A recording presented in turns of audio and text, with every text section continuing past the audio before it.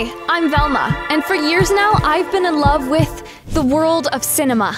It was my dream to go to a film school, become a successful director, and get an Oscar. My family was very poor and had no way of helping me, so I tried not to let anything distract me from my studies. Now please subscribe to the Private Diary channel, like this video, and tell me what your favorite movie is in the comments down below. It was summer, my last carefree holidays before graduation, but I wasn't going to waste any time on rest. A movie festival for young directors was going to take place in my city in a couple of months. The winner would get a money prize. Who wouldn't want to get their hands on a bag of cash? I didn't want to miss my chance either. That's why I was going to film a movie over the summer and get the grand prize. One hot day, I was sitting by a fountain and rereading my script. My upcoming film was about first love. He kisses her, the ending music, credits.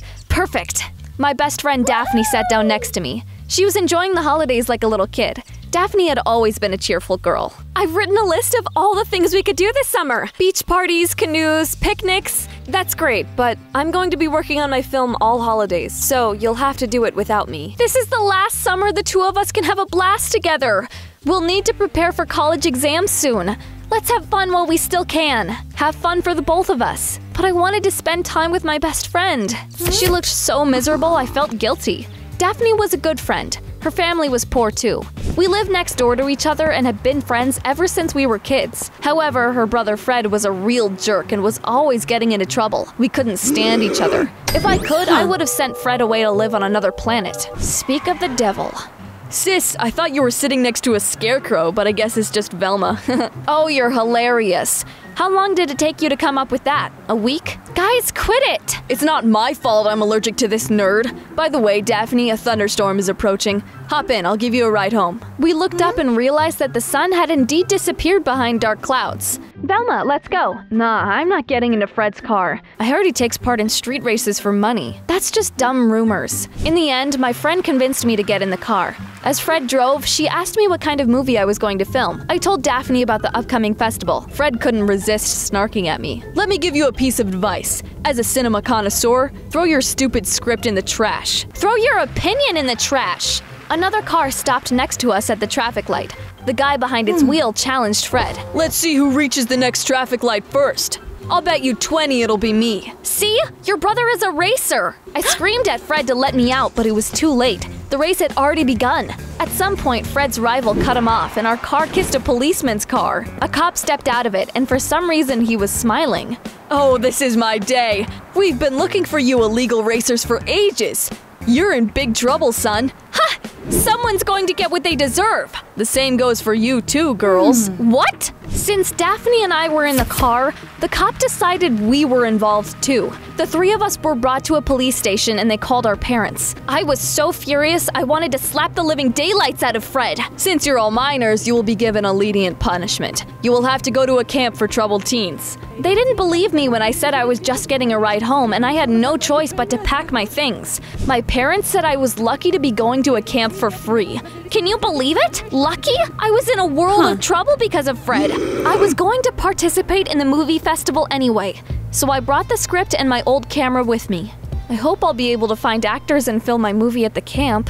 However, when we arrived, I realized that all the other kids there were rude and gloomy. It shouldn't have come as a surprise. We were in a camp for troubled teens after all. Fred was constantly doing something on his laptop and didn't seem to care about his punishment at all. Daphne was on cloud 9. Velma, look! There's a beach and a canoe here! This summer's gonna be ours, bestie! Yay. I've always wanted to be stuck at a camp with a bunch of criminals. Daphne and I were shown to a wooden house. We spent the night there and went to the dining room for breakfast in the morning. I wanted to make an announcement and tell everyone I was looking for actors even though I didn't really want to talk to those dangerous kids.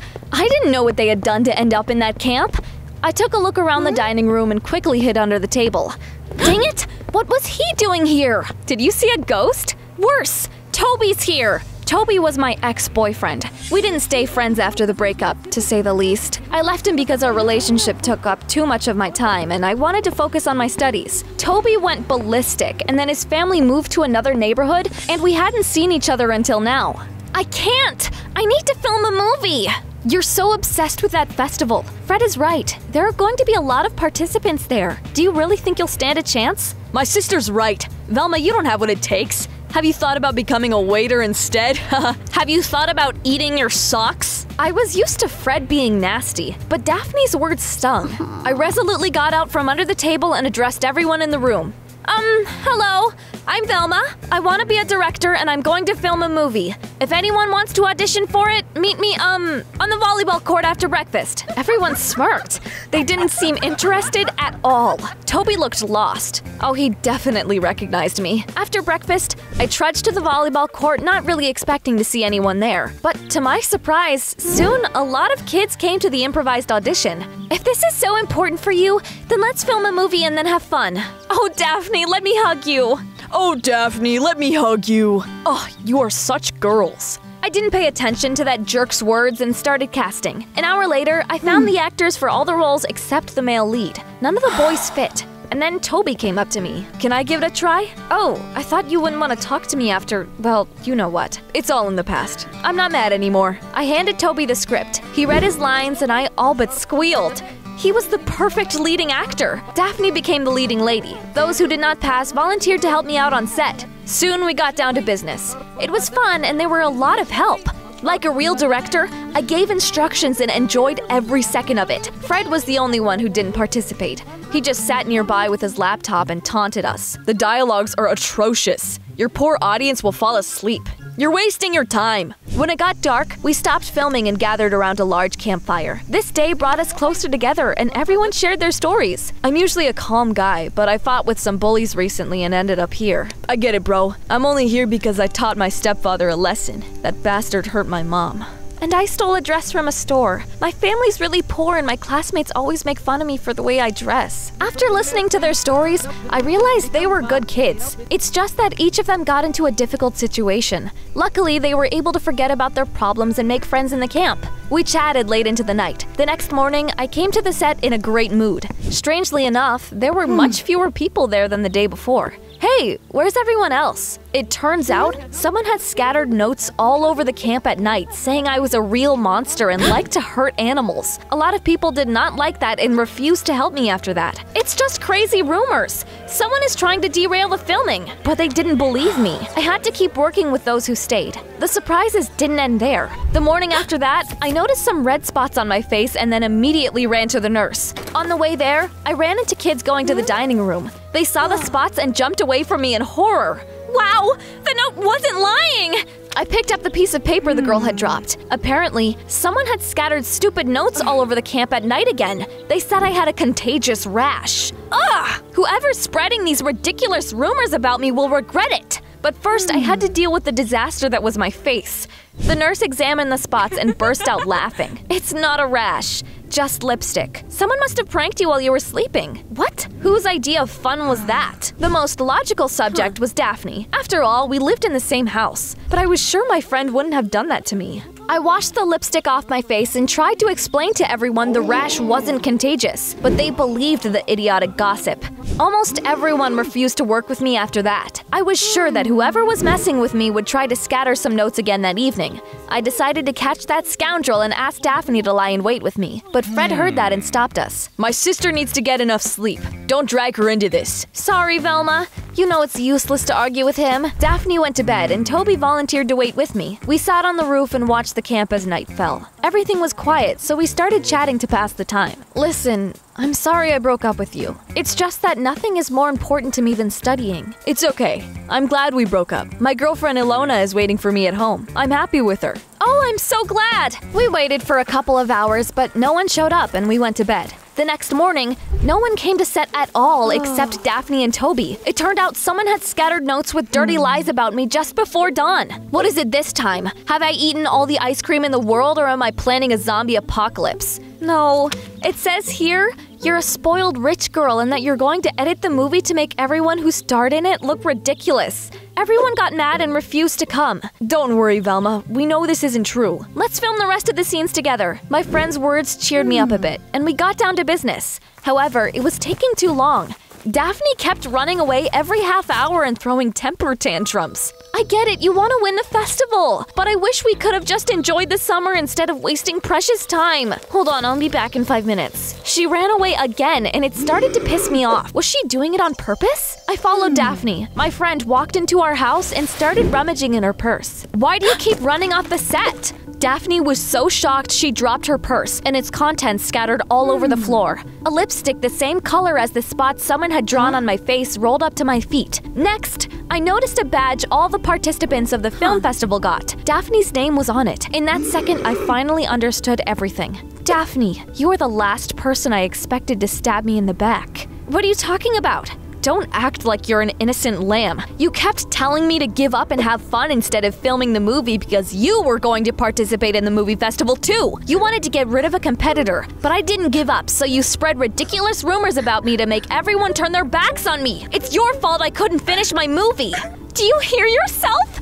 This is nonsense. I would never betray you, and I'm not going to participate in that stupid festival. I have no idea where this badge came from. Oh, bravo. They should give you an Oscar. Honestly, your tears look so real. I slammed the door shut on my way out, went back on set and told Toby about Daphne's betrayal. I know it hurts, but you can't give up now.